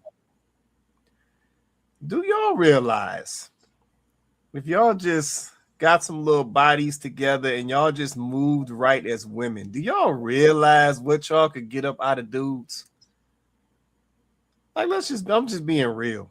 And I'm talking about commitments. I'm talking about marriages. I'm talking about he over here working jobs to pay all the bills. Like, do y'all just, I mean, I don't know if y'all understand that.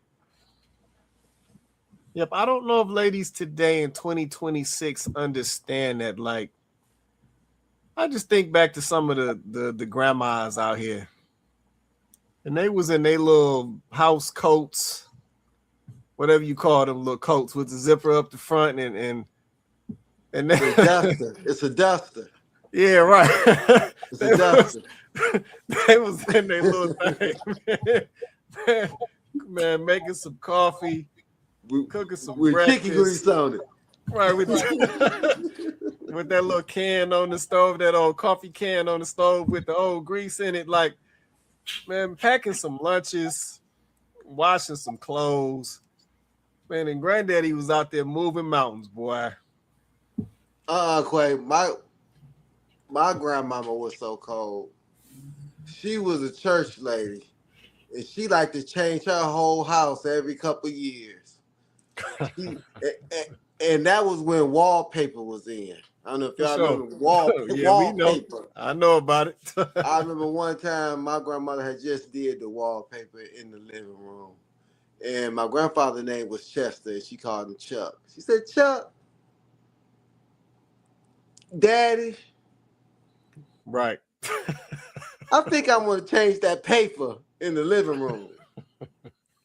Oh, woman, we just changed the living room. I ain't going to do it. She's like, well, Chuck, you know I'm going to make them beans for you. And you know, since I'm in regards to some food. He said, Vince, come on, boy, we got to go to Home Depot. And he was changing that paper that Saturday. Yep. She could get my grandfather to do anything. Yeah, man. It's like it's not even that complicated. Yeah, like I said, if a young lady, like I said, if she move right, take care of that man and handle that business, these dudes will do all type of stuff. I'm like, the stuff that ladies be out here complaining and fighting, they ain't doing this, they ain't doing that, man. Come on. And you know what? It's funny because my wife reminds me so much of my grandmother. Like, for instance, my loofah was tearing up. And I come home today, it's a brand new loofah in the shop. I'm like, I didn't tell you that my loofah was tearing up.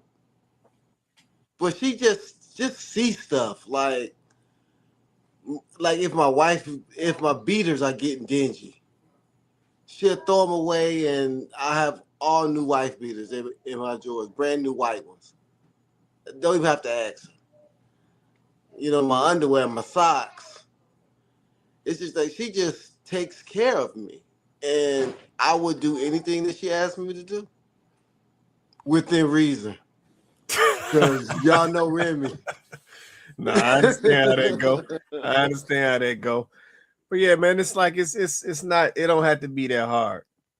Yeah, it don't have to be that hard. If folks would, like I said, would adjust their mindsets, man, it really don't have to be that hard. Yeah, so I'm just trying to drop some game for the young ladies out here. Ladies, if y'all move correctly, you can get that dude, and that dude will be handling all type of business, and you'll be smooth, and you ain't gotta be all. It really ain't that hard. Yeah, but we be fighting this stuff. Like I said, we be knowing what we need to do, but we be out here fighting this stuff and fighting tooth and nail. And you know, dude say he want a nurturing woman, and the women feel like, oh, that mean I'm gonna be weak, or I feel weak because I'm nurturing and all this. And it's like, where y'all get you want a slave? Right, a slave, and you know, he got me in captivity and all this It's mess. And I'm just slave. like, man, this stuff be crazy to me. So he controlling. Right. Controlling. Yeah, he controlling me. So yeah, this stuff be crazy. So ladies, I'm trying to help y'all out. For anybody who gonna see this or who watching it now, y'all start moving right. This won't be that hard. Well, let me go to this. Let me go to this next one, man, and we might get ready to get up out of here, man. Let me see. Real scientific evidence. It's real scientific evidence behind what's going on with guys. I seen that TikTok too. Come on, sister. Seriously. I told y'all about the Adam's apples. And this, they gone. No, it is. Testosterone. Y'all know, like, the food is being genetically modified, Yes. right? Everything. That is also genetically modifying your DNA as well. You know, so our DNA is getting modified, and men specifically, you know how we got the XX, or we got the XY, and they got the XX, or they got the XX. I think we got the XY. XX. They We have got the XX, XY right. chromosome. We got the XX, and they got the XY, right? That Y is diminishing. Like the Y. So we all finna be XXXX. Right. That makes sense why the Adam's apples are leaving. No, though. real shit. I'm Real not shit. laughing. No, when you pointed that shit out, I'm like, I ain't seen the Adams. It used to be like the Y chromosome used to have like thousands of features, like thousands of characteristics that can come about. Now we got like 100. So they literally just mainly like us plus a little extra swag. That's why they hoes. That's why they sassy as fuck. Did she say men is just them, but just with a little extra swag? She did. So she said the men today is women with just a little extra swag and no Adam's apple. That's Joe, what she said. why did she have to break that down into syllables? I was like, I'm homeschooling again. Scientific. She had to break that down, so she had to sound it out so she can pronounce it right. So y'all losing y'all Adam's apples? Is that what she said? I mean, that's what she claimed. But like I said, even in this video, is she educated? Is she one of the educated? Supposed to be. I'm gonna turn my mic off. But even in this video, like I said, I have an issue, right? Because this is the thing. I said, I know tonight we talking black men traumatize black women, right? And once again, we still pointing fingers. Like we can't come up off of that. We still point fingers, even in this video, right? So she brings up the fact that there's evidence that speaks to the fact that there's things in the food or things that's been done to the food that is now affecting the men at the DNA, at the cellular level, right? Which is accurate.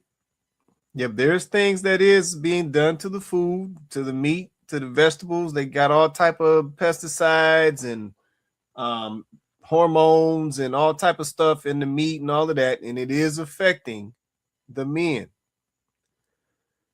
But then at the same time, how do you omit yourself?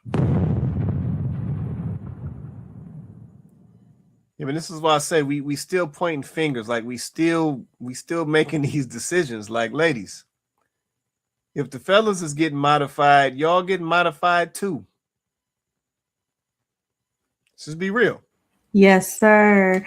And what women don't want to talk about is we are the higher consumers of all the products that they put out now.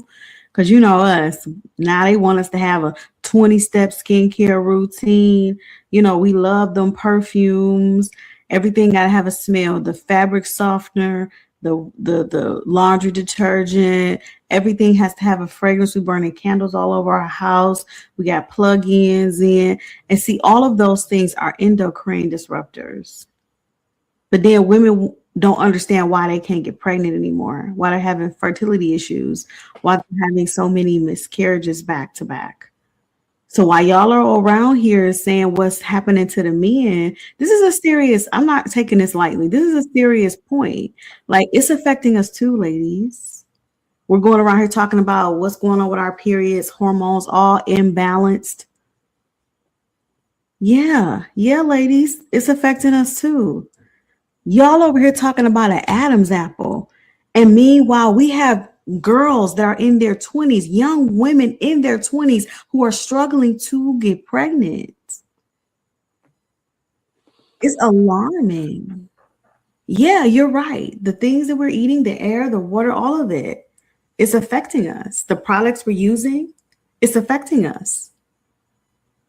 But all you could talk about is the man's Adam apple and say they sassy.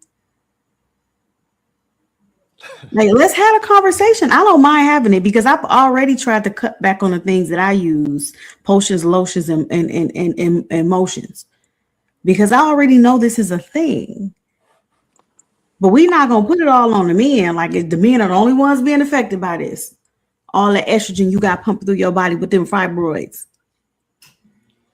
cause you love you some chicken. So let's talk about it. If we're gonna talk about it, let's be real. Yeah, no, that's valid. And like I said, this is not a one gender issue. Yeah, but that's why I said at some point we got to come up off of this stuff. Like I said, this is not a one gender issue. This is this stuff is affecting men and women. Yep. So while you talking about the men is sassy and they lacking Adam's apples and all of this, well, okay, well, how's it affecting the women? You got to talk about that too. Because at the end of the day, if we talking about getting into relationships, we got to talk about what's affecting the men and the women.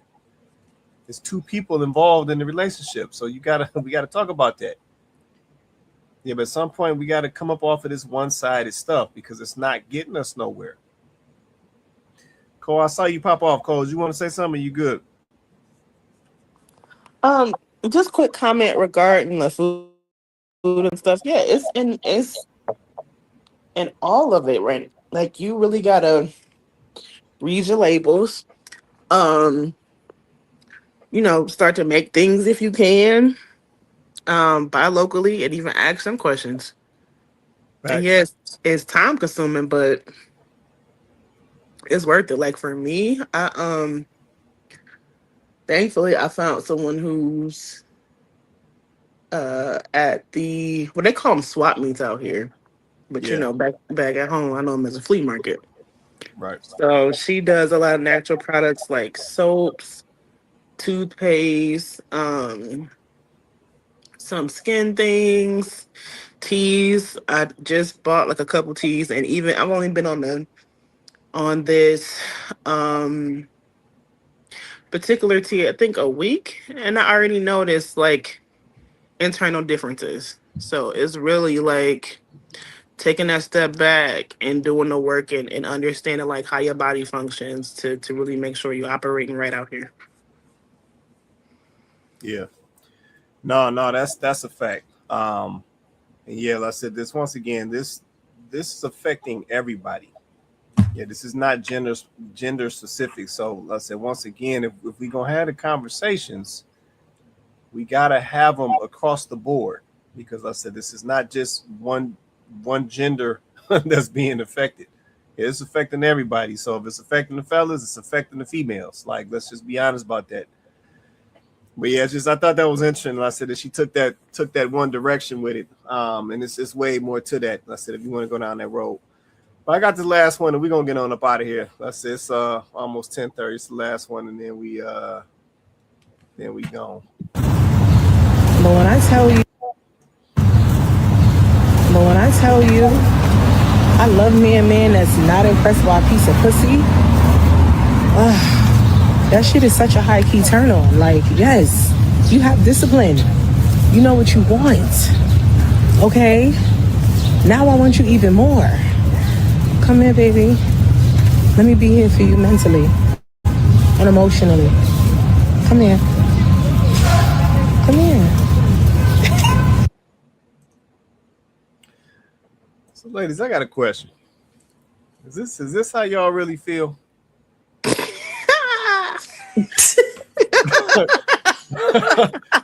I'm curious. Michael, what? I had to laugh. I couldn't hold that in. No. Oh my God. She did not post it on social media. Oh my. She sure did. Is this how y'all really feel, Cole, or she just on here talking for the gram?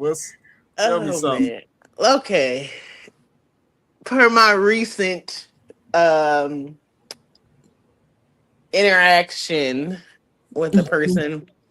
I it is a turn on if they're disciplined and they're not impressed by what's potentially in between the women's legs. Okay. I don't know if it necessarily indicates that they know what they want. They just might want something different. Or not want that. But it is overall a turn on when you can see that a person does have some restraint and discipline and not just kind of chasing what's in between your legs. I mean, at this age, like for me, it's like to me that's kind of old. Like high school, sure, college, sure, but in the 30s, 35, like what is we talk? We have a whole different conversation even before then. But yeah, but it is a turn on to if a guy does have discipline and restraint. I will say that. Okay. All right. No, I appreciate that right there. Was you gonna say something, Coco? Or you good? I'm just gonna agree. It is a turn on when a man can control himself, right? Because it shows me that and I don't mean listen, I don't mean he playing. Like I think that if you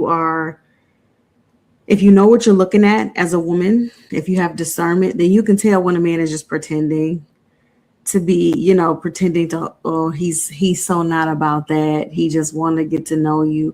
Or when a man really is like, no, I'm disciplined, because his discipline will show up in other areas as well.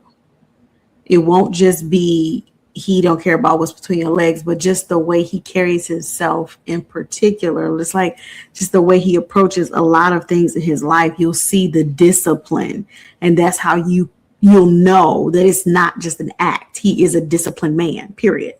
He's just a man with discipline. So he approaches a lot of his decisions, a lot of the things in his life with that same level of discipline and self-control. And when you see that, it is attractive. It is attractive. And just like how y'all will say, if a woman comes with the right attitude, she knows how to talk to you, she knows how to treat you, that she can get just about anything within reason out of you.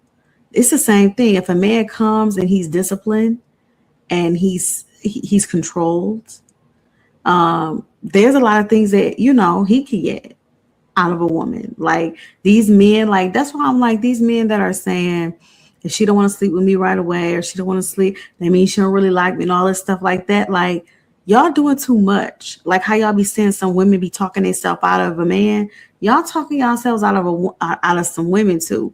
Like stop talking so much about why a woman don't want to have sex with you right away. Like why are you hyper fixated on that? Stop talking about that, because if you present yourself as a man with good character, the surprising thing is you probably will get through her walls. She probably will begin to trust you, and that won't even be an issue anyway. It won't even be an issue anyway. The intimacy won't necessarily be an issue. At least that's what I'm hearing from women. Like, yeah, I just think that this heightened interest in sex, like it's almost getting like y'all fatigue from that too. Like I know y'all are tired of seeing scattered A all over social media. The scattered A is everywhere. It's everywhere. Women will show anything on social media now. Thanks. Look, being in Vegas, man, you walking down the street and you see it. So it's like y'all shouldn't even be that pressed no more. Like I don't get it. So like to come across a man that has actually got that in check, like that is attractive. It is. Mm-hmm. So wait. So if that's the case, like to Cole's point, so they walking down the street, you know what I'm saying, trying to show you something right down the street. So if that's the case, then why is that always the marketing tool then? So if you so turned on by this guy who got this discipline and he ain't impressed by this little piece, then why is that always the marketing tool from the, you know, from some of the ladies to the men? Like, why is that such a high priority if you so turned on by this dude who can turn it down? Because I think, oh, Cole, you go first. He asked you. I'll back up. I was about to say I don't know because that sounds like it's a different type of female. I ain't gonna lie. Okay. Because yeah. Why is it a marketing tool? Because I agree with y'all, because I see it too. You open up your social media and it's just TNA.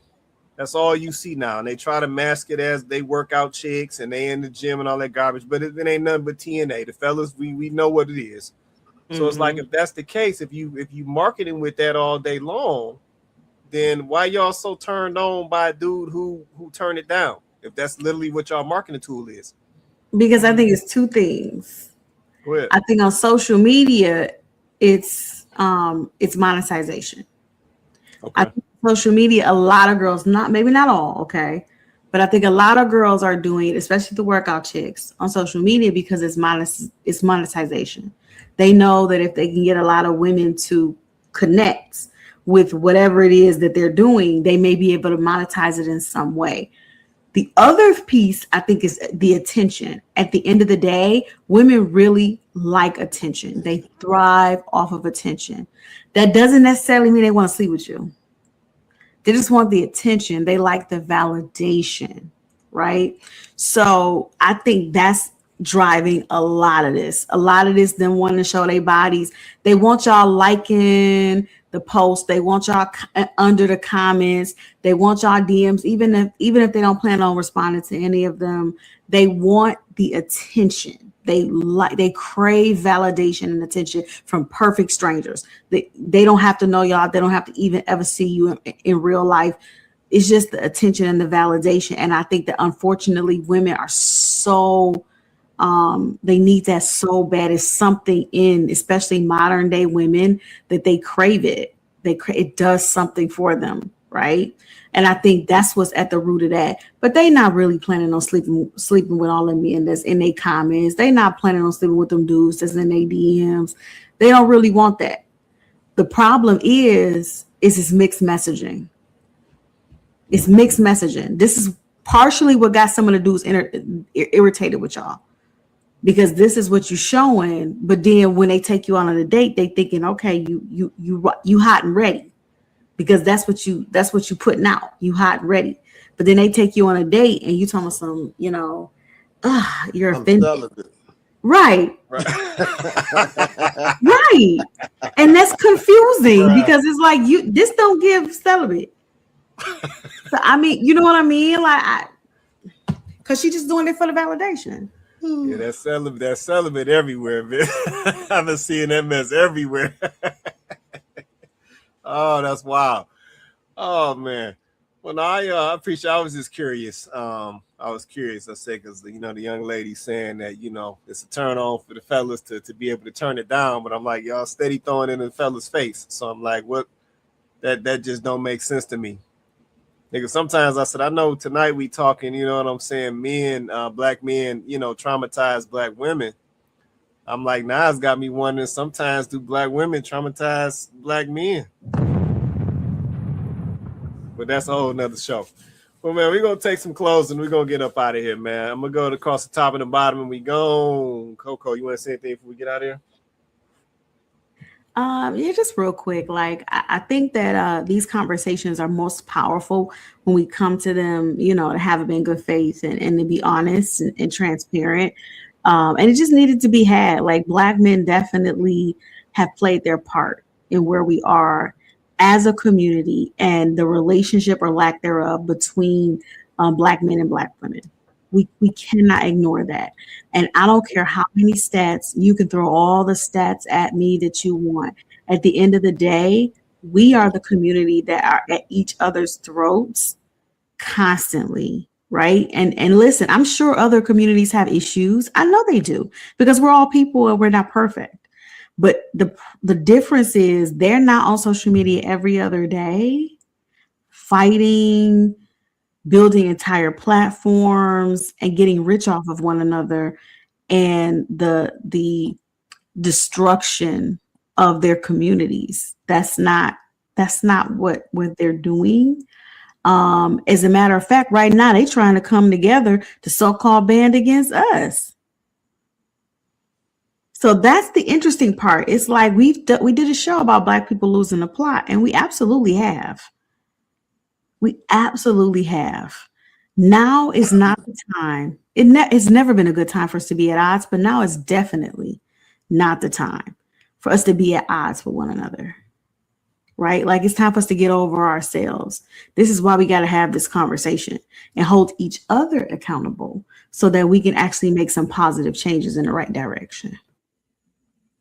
No, that's real right there. Appreciate that closeout. Vince, it's on you, man. Yeah, I'm gonna be quick. I think we all have been traumatized. I think our culture has been traumatized. But as we said, you need to go talk to somebody. You need to get over it. I know that sounds kind of cold, but I'm a cold piece. You need to go talk to somebody and get over it, because you still gotta live. You still gotta make a change for your own life. And that can't be the reason why you're not successful. So that's real. That's real. Appreciate that. Appreciate that closeout, man.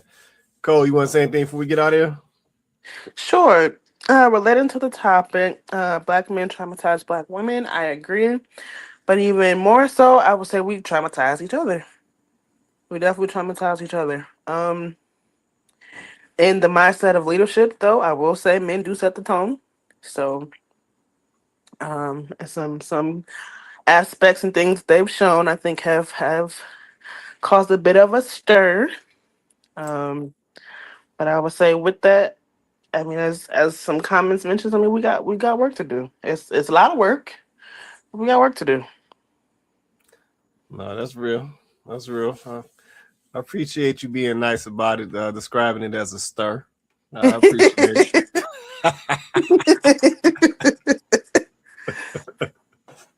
But no, I understand what you're saying. No, the fellas got to own, they got to own a good percentage of what's going on out here. Leaders, men do set the tone. Yep, and the women with the right mindset, they will follow if you set the tone. And that's just what it is. Yeah, so I always look back at the fellas in these situations, because I'm like, we got to turn this corner. We turn this corner, the ones who don't want to follow, leave them behind. If the ones who ready to get busy, who ready to do the work, they gonna join in. It's just that simple. Yep, so that's where I'm at. But do Black men traumatize Black women? Yes, they do. Yep, they definitely do. So, yeah, we got work to do, man. We got work to do. But, man, shout out to my panel, man. Shout out to Coco, Vince, Cole. Appreciate y'all coming on. Hold me down on the panel tonight. Shout out to everybody in the comments as well, man. Shout out to Silver, man. Shout out to Joe, T-Man. Shout out to the real one. Shout out to Kenyatta. Shout out to my guy Donovan in the comments as well, holding us down. Appreciate y'all. But, man, this is Candid Convos, man. We do this every Wednesday night, 8:30 Eastern Standard Time. We go live on YouTube and Facebook. So if you haven't already, smash that like button, man. For all my YouTube folks, hit that subscribe. And like I said, smash that like button. That's really important. Please smash that like button, man. But, man, with that being said, everybody have an awesome night. We're going to catch y'all on the next one.